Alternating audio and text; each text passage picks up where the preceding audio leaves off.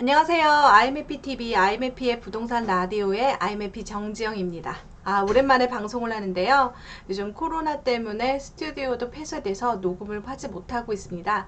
그래서 집에서 여러분들하고 어떤 컨텐츠를 할까 고민했었는데 네. 요 뉴스가 눈에 들어오더라고요. 전세값 상승 10가지 부동산 정책입니다. 이거 보니까 전세값이 상승하는 이유가 있구나. 전세가 없어지는 이유가 여기 있구나. 이렇게 보여지는데요. 한번 살펴보도록 하겠습니다. 주담대를 받으면 6개월 내 전입 의무 조건이 생겼습니다. 6.17 대책에서 나왔는데요. 어떤 얘기냐면 예전 같은 경우에는 1년에서 2년 정도 이렇게 그 뒤에 입주를 해도 되는데 이제 좀 더 빨라지는 거죠. 대출을 내면 6개월 이내에 전입해라. 규제지역 안에서만 해당이 됩니다. 비규제는 상관이 없죠. 그런데 우리가 보면은 주택담보대출 받기 전에 만약에 청약에 당첨된다면 중도금 대출을 받게 됩니다. 중도금 대출을 받으면 어떻게 될까요? 6개월 이내 전입하지 못하잖아요. 하지만 입주 때 그때 해당이 됩니다. 입주 당시에 6개월 이내 전입을 해야 되는 거죠. 여러분 이렇게 대출의 규제에 만약에 하지 않았다 이러면 기한의 이익상실이라고 해서 주택 대출금을 환수하거나 아니면 신용 등급이 하락하거나 그리고 금융거래를 3년 동안 못하는 페널티를 받게 됩니다. 그래서 이렇게 대출을 낼 때는 이것을 꼭 지켜야 되는 거죠. 중도금 대출도 해당이 되니까 잊지 마세요. 그러니까 전입을 하게 되니까 전세 매물이 당연히 없겠죠. 그러니까 6.17 대책 이후 분양단지 같은 경우에는 새 아파트에 전세가 없다. 그렇게 기억하시면 되겠습니다. 대부분 우리는 새 아파트가 들어오면 입주장을 치른다고 하거든요. 전월세도 많이 나오고 매매도 나오지만 이제 전월세는 나오지 않는다. 그리고 이렇게 법이 생기니까 여러분들이 청약할 때 어떻게 해요? 내가 들어가 살아야겠다. 그렇게 생각하게 되는 거죠. 그리고 재건축 2년 이상 거주해야 입주권이 나온다. 이렇게 되어 있는데요. 지금 법 시행이 하기 전이기 때문에 지금 같은 경우에 조합 설립이 된다면 2년 거주 의무는 없습니다. 이게 뭐냐면 여러분 조합 설립 다음에 사업 시행인가 그 다음에 동호수를 동호수가 아니라 그 평형을 선택하게 되거든요. 근데 그 평형을 선택하는 자격이 박탈된다는 겁니다. 평형을 신청하지 못한다면 현금 청산자가 되는 거죠. 그래서 2년 거주해야 된다고 해서 부랴부랴 이렇게 추진위원회 단계에 있는 재건축 단지에 집주인이 들어가 사는 경우가 있습니다. 지금 예를 들어서 음마아파트 같은 경우는 집주인이 지금 들어온다고 합니다. 그래서 세입자가 나가서 전세를 구하는데 전세가 0입니다. 아예 없는 거죠. 지금 여기서 보면은 음마아파트 같은 경우에는 그런데 10만포 2차 같은 경우는 조합 설립을 한다고 하네요. 조합 설립이 만약에 제대로 되어진다면 2년 거주 의무 기간을 지키지 않아도 평형을 신청할 수 있는 권리를 갖는 조합원, 입주권이 되는 거겠죠. 그러니까 이렇게 구축의 전세 매물이 감소되는데요. 특히 가장 조심해야 될 부분은 재건축을 추진할 수 있는 단지 중에서 학군지역 같은 경우에는 전세가 씨가 말라간다고 목동 같은 경우에는 정말 전세를 구하기가 좀 더 어려워질 것 같습니다. 실거주만 허가하는 토지거래 허가제. 토지거래 허가제 같은 경우에는 토지를 거래할 때 허가를 해준다는 겁니다. 그런데 아파트 같은 경우는 집합건물이기 때문에 토지 플러스 건물이죠. 이 토지를 사용할 때 거주해야만 승인을 내겠다는 겁니다. 그래서 지금 대치, 잠실, 삼성, 청담 같은 네 개의 동은 지금 만약에 물건이 나와서 팔린다면 당연히 전세를 내놓으면 안 되죠. 들어가서 살아야 되는 겁니다. 그런데 8.4 공급대책 이후 서울 강남권 주요 신고가 실거래를 보면 지금 송파구 잠실동에 있는 레이크 팰리스, 삼성 강남구 대치동 대치삼성 1차 음마아파트 같은 경우는 이렇게 신고가를 낸다고 하는데요. 이 신고가를 내는 사람이 투기 세력일까요? 실수요자일까요? 당연히 실수요자겠죠. 토지거래 허가를 했기 때문에 그렇게 됩니다. 그러니까 여기서도 전세가 씨가 말라가는 거겠죠. 그리고 최근에 계약갱신 청구권 다 아시죠? 계약갱신 청구권이란 임차인이 희망하는 경우 1회에 한해 2년 계약갱신을 청구할 수 있는 권리입니다. 2+2겠죠.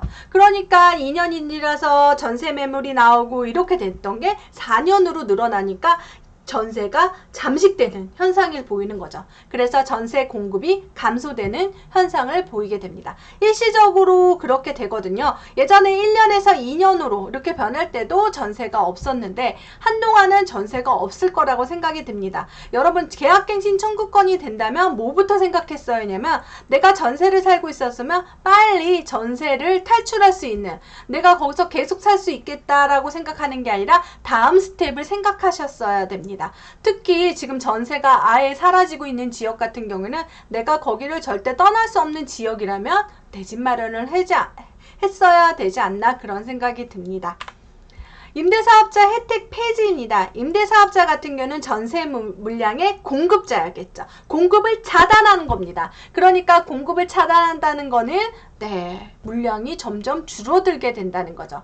지금 4년 단기 임대는 아예 아파트는 없고요. 8년 장기 임대 같은 경우에는 아파트는 안 되고 빌라라든지 다가구 이런 것들은 됩니다. 그래서 임대사업자 같은 경우에는 아파트 전세 물량이 줄어드는 그런 현상이 되는 거죠. 그리고 임대사업자를 중간에 폐지, 그러니까 그 임대사업자를 포기하고 이제 팔 수도 있고, 그 다음에 그 기간이 다 되면 이제 임대사업자 혜택이 없어지기 때문에 또 매도시장에 또 나올 수도 있습니다. 하지만 임대사업자 같은 경우에는 아파트 임대사업자는 그렇게 많지는 않았지만 그래도 있었던 게 줄어들게 되는 거죠. 임대사업자 혜택 폐지는 전세 공급을 중단하는 사건입니다. 분양가 규제로 노또 청약 열풍인데요. 노또 청약 열풍이니까 청약을 기다리는 사람은 어디에 살아요? 전세 수요로 살겠죠.